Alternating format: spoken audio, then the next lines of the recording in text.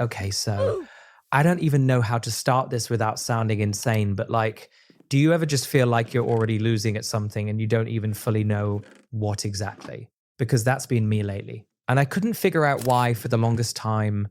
Like, nothing actually went wrong. I'm fine. I'm functioning. I get up. I eat my outrageous amounts of unhealthy food. I make my videos, whatever.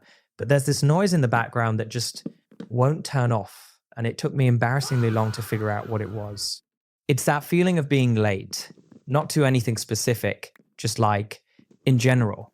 Like everyone else got some kind of signal and I missed it. And now I'm watching from slightly behind, pretending I'm not. And okay, I know how that sounds. I know.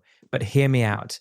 You ever open your phone just to check one thing, and then somehow 20 minutes later, you're deep in a stranger's life, and they're your age, or like younger, which is worse, and they're doing something that makes you feel this weird specific type of terrible, like they bought a place, or they started something and it's actually working, or they're in a relationship that looks genuinely healthy and not just we take nice photos healthy, and you close the app and you're just sitting there in your room, feeling vague and bad for reasons you can't even fully explain to yourself.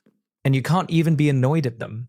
They didn't do anything. They just existed on your screen, and now you feel like you're running behind on your own life, which is insane. That's insane when you say it out loud. But like, yeah, I've had this conversation with so many people, and it always goes the same way. Everyone's got this internal checklist that they didn't choose, but somehow just have. Like, by this age, I should probably have something figured out. By this age, I should at least be moving towards something. And when real life doesn't match that checklist, it doesn't feel like, oh, I'm just on my own path. It feels like failing quietly in a way that's hard to explain to anyone because nothing's actually wrong. And the thing that genuinely broke my brain a little is that nobody made that checklist. Like, it doesn't exist. There's no document, no authority. Nobody sat down and decided that by a certain age, your life needs to look a certain way. But we all have the same one. Like how? How do we all have the same invisible schedule that nobody gave us? Same general shape. Get stable. Get somewhere. Figure yourself out before it's too late. Too late for what, though? Nobody can answer that. I've asked. People just kind of trail off. I think what happened, and I think about this a lot, maybe too much, is that timelines got visible. Like, that's the actual shift.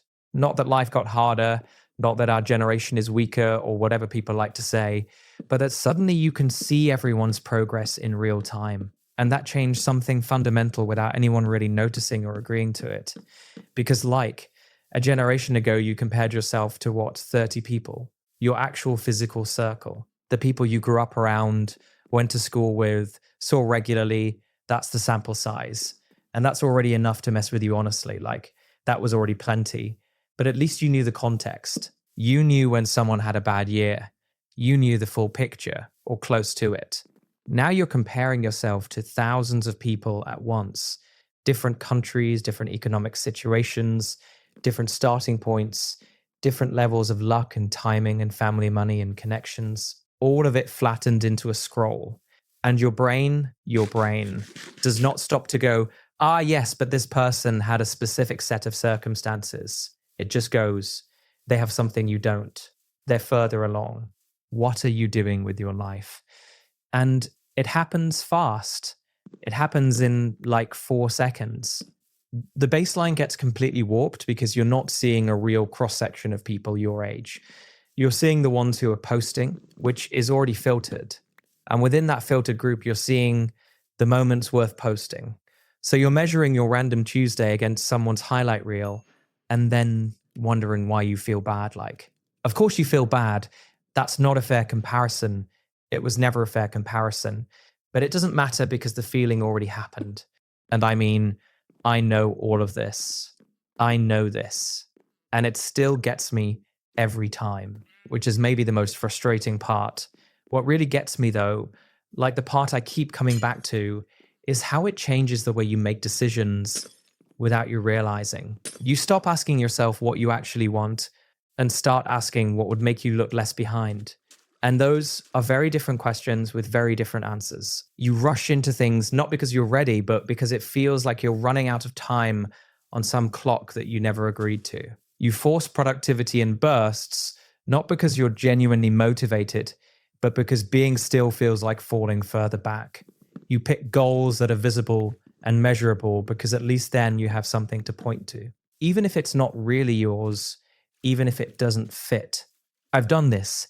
I catch myself doing it still, choosing the version of something that looks more impressive over the version that actually makes sense for me. Staying in situations longer than I should, because leaving would look like going backwards.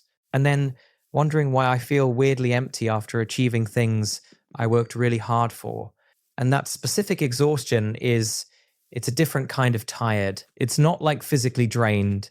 It's more like that thing where you've been slightly tense for so long that you genuinely forgot what it felt like to not be. You don't even notice it until something quiet happens and your shoulders drop and you're like, oh, I've been holding that for months.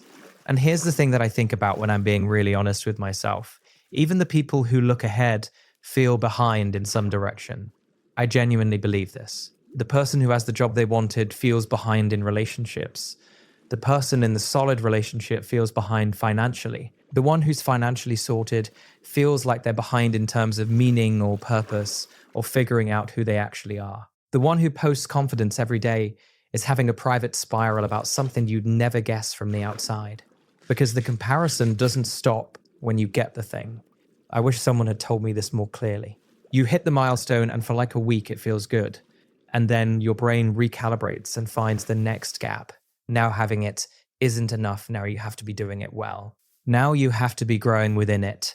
Now the people doing it better are the new reference point.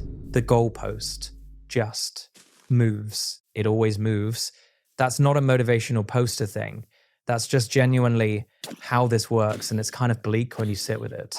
We built a world where ordinary feels like failure and taking your time feels like a character flaw. And nobody really decided that. It just kind of happened. And now here we all are. Oh, and also, this doesn't get said enough. It's hitting younger and younger. People in their early 20s having full crises about being behind. Teenagers, kids feeling like they're already running late on their lives. And I get why. The logic is the same. They can see further ahead than any previous generation could. And it's completely warping their sense of what's normal, what's reasonable, what's even possible. And we just kind of went, yeah, that's a side effect of being online, and moved on, which, I mean, I guess. But also, that's horrifying. Look, I'm not saying comparison is the enemy. I know that's where this kind of rant usually goes, and I don't fully agree with it. Comparison can push you. It can show you that something is possible when you didn't think it was. It can give you a direction when you feel like you have none. I'm not trying to do the whole delete social media and move to the woods thing because that's not realistic and also sounds lonely. But there's a difference between using comparison as information sometimes and using it as a constant measuring stick. One gives you data. The other just makes you feel small on a loop, and then you come back for more because that's what the whole thing is designed to do. The specific thing that messes with people, I think, and I couldn't articulate this for a long time, is that you see the output with none of the input. You see where someone is without seeing how they got there, how long it actually took, what they gave up, what went wrong before it went right, what they're still figuring out behind the scenes.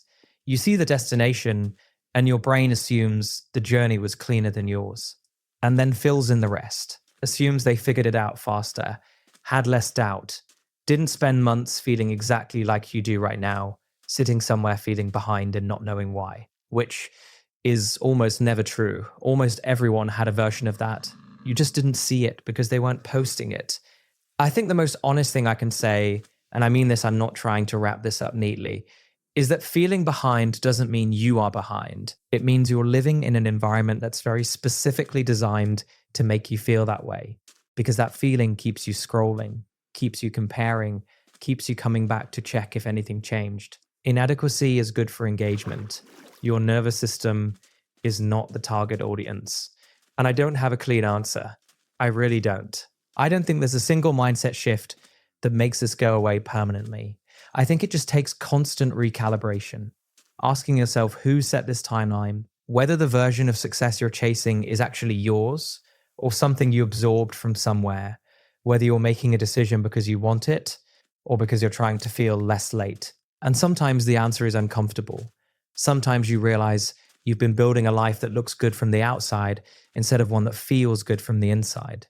And that's not a fun thing to figure out. But it's better than the alternative, which is running a race you never signed up for toward a finish line that keeps moving, measuring yourself against people whose full story you're never actually going to know. You're not late. There's just no schedule. And the sooner you can feel that, not just know it, actually feel it, the quieter everything gets. Anyway, before I go, I just want to say something real quick. I woke up today kind of off. Like, I don't know, I was just down mentally. And then I saw the views from the last video and reading the comments, I genuinely don't know how to explain what that did for me. It just helped more than you probably realize. So thank you. Actually, thank you. I'm trying to make stuff that actually means something. So knowing it's landing means everything to me. Anyway, if this one resonated at all, leave a like, it helps more than you think. And subscribe if you want to stick around. I'm not going anywhere. Love you guys. And hey, you're going to be okay. I mean it.